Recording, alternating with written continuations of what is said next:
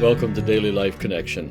I'm really glad you joined us again today. After all these months of doing this, you're still joining us. That's great. I want to talk today about the God who makes us safe to go through the unlocked doors.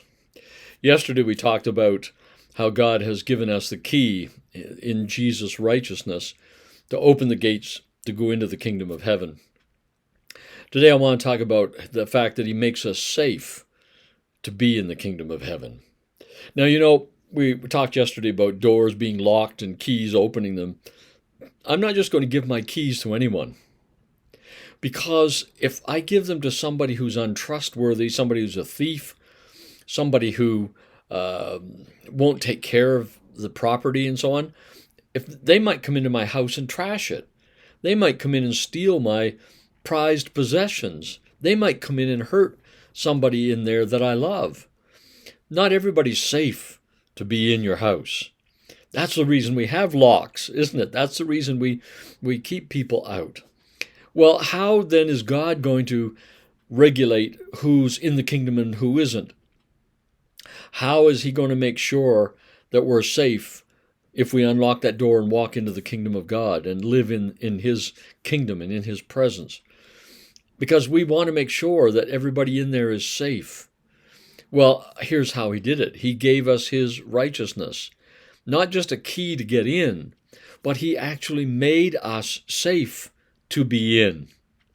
It is His presence in our lives, His life, His transforming power in us that makes us safe to be in there. Now, the reality is we know that we are not yet perfected. And the reality is sometimes we aren't totally safe to be around. Sometimes we hurt other people and so on. But that is a temporary situation. When His kingdom comes in all its fullness, those who are part of it will be perfected to become like He is. Our character, our nature, our attitudes, our actions will mirror and reflect the values of the kingdom of heaven: grace and mercy and justice and peace and love and acceptance and inclusion. That's what we will be like, completely and totally. So God is making us safe to be part of the kingdom.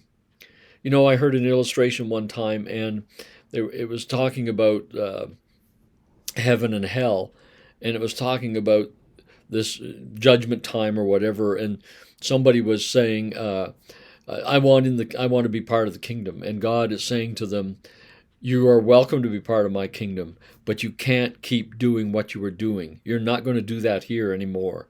You're not going to hurt other people anymore. You're not going to be greedy and selfish and angry and unforgiving. You're not in my kingdom. Your choice. You want to be like that? There's a place for you, but it's not in my kingdom.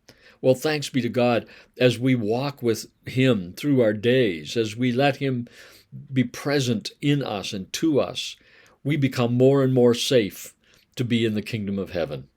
It's called sanctification or godliness or becoming more holy or making spiritual progress or becoming mature, whatever you want to call it. But it's a wonderful thing God is doing. The Orthodox Church calls it theosis, becoming more like God, becoming more godly by being present to His presence, by giving Him access to every part of our lives.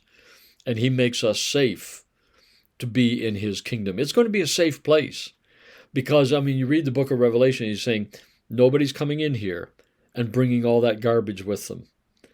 You can let me transform you and make you like you ought to be, and then you are welcome here, but not unless you let that happen.